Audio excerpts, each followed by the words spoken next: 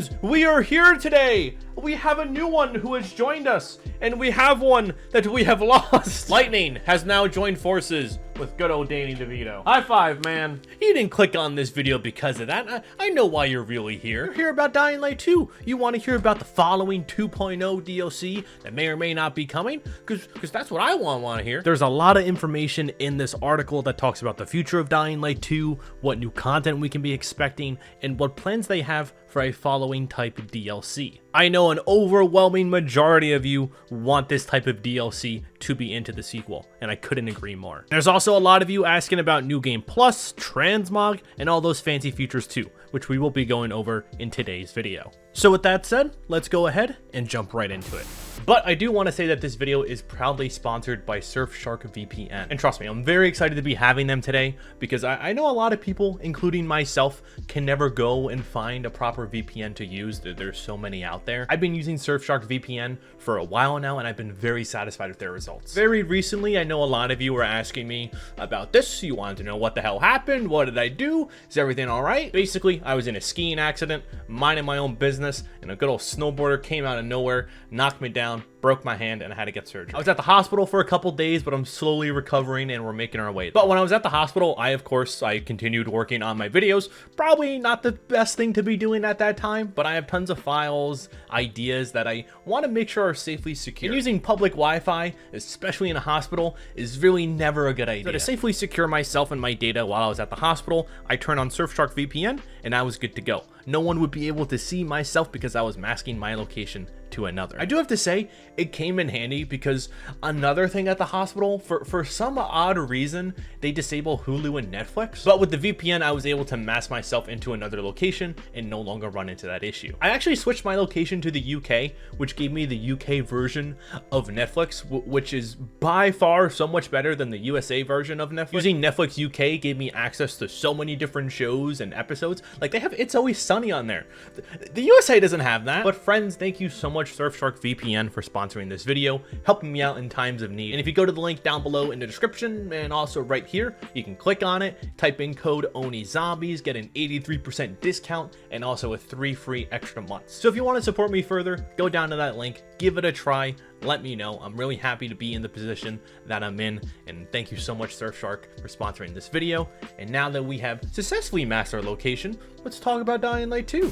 So let's go ahead, let's just jump right into it. We have a nice article here called TECHLAND has some really crazy ideas for the Dying Light 2 version of the following. We got a lot of information about Dying Light 2, DLC, content drop, and other future things that will be coming for the game. First things first, but we did go over this on the channel. Team Own did acknowledge fan requests for New Game Plus, photo mode, and more in Dying Light 2. Trust me, TECHLAND is very much aware about all the requests regarding a New Game Plus, photo mode. Team Own is on Twitter asking people what they want from each mode. I think we went over it in a video a couple weeks ago. But what I really want to point out in this interview is that Team Own mentioned that TECHLAND has its ideas of its own when it comes to DLCs. He addressed how the story DLCs will vary in size. So the first story DLC, for example, will be on the smaller end because of how big the base game is, but DLCs later down the road will be much bigger. And I think we're all expecting that. I don't think anybody was expecting this major DLC to completely shape up and revamp the entire game with the first one in June.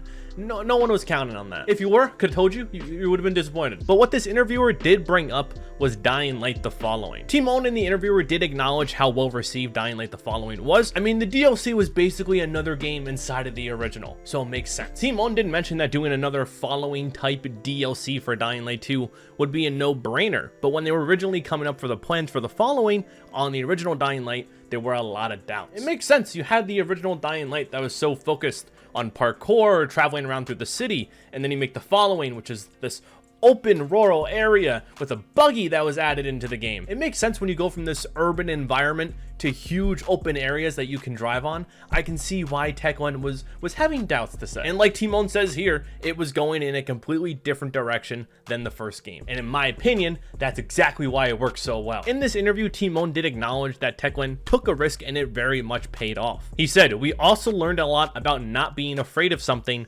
sometimes going against the grain. And we were discussing something similar for Dying Light 2 Stay Human. And again, I cannot go into many specifics, but the idea ideas that we have for like a Dying Light 2 version of the following are really crazy. Well, so while this is in no fact confirmation of another following DLC to be coming to Dying Light 2, it is very good news that they are at least considering it, or at the very least bringing up ideas regarding how they would do it in the sequel. I think a lot of us have a certain opinion about the current state of Dying Light 2. It's really lacking in some areas, and personally I think another following type DLC would fit perfectly into this game. What I really want to hammer in is that they really have these crazy ideas that may or may not make it into the game. So another thing that I do want to mention too is a little while ago I did actually ask you guys this exact question. I said, would you want a following type DLC for Dying Light 2? And over 30,000 of you voted and said yes. 93% of you said yes, and 7% of you said no. And just the sheer amount of comments and suggestions that you guys have, I think we can all agree that a following type DLC would benefit this game immensely. Like, one thing that I keep seeing here constantly is the addition of a dirt bike into the game. Instead of a customizable buggy, you get a customizable dirt bike. That would be absolutely awesome. Another big thing to mention too is that I asked you guys what would you like to further explore in Dying Light 2 DLCs, and 60% of you did say locations, Aiden, then character backstories, and then factions at the end. So it seems that a following type DLC would work perfectly, and that's exactly what the fans are asking for. Give us new locations to explore. I think what the story did, despite its ending, what it did really well is that it took Aiden's story and it wrapped it up. Now we don't have to worry about anything regarding that character, and this opens it up for the future for new stories to be told. With Dying Light 2, the main purpose was to go and find your sister, and now that that is completely wrapped up, we have so many more opportunities to do so much more. But going back to these really crazy ideas that Techland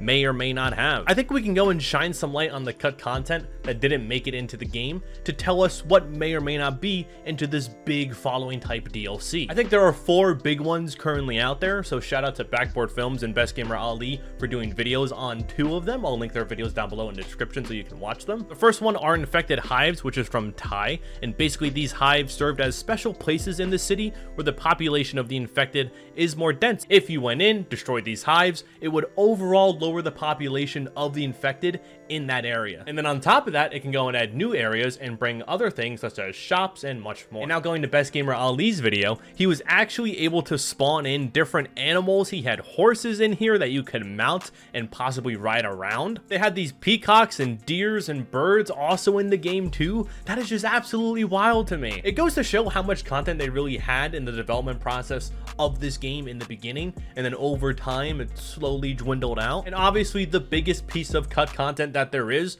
Elysium and also the PK Citadel. So I actually made a video on this. I took my broomstick and I flew up to the PK Citadel, and while you can't interact with it, you can go and get an up close view with it. And then also in the surrounding area, it very much looks like what E3 2019 and E3 2018 was. It's unclear whether or not this is the exact area, but there is something here. And the last thing to mention too is that very early on into this game's life cycle, myself, Noviex, and also Jonas Scott, we were able to glitch outside of the map. And once you go and glitch outside of the map, you glitch yourself out of those walls, you can see like this huge open area that does give you the following type vibes. Fully playable area. Granted, there's not much to do out there, but I'm just saying, if you had a horse or a dirt bike, this would be the perfect opportunity to go and ride around. Like it really is insane to think about what some of these crazy ideas could be. By looking at the game files, we saw what was supposed to be in the game at one point. Personally, me, if they were to go down this following 2.0 type DLC, I can see a lot of that cut content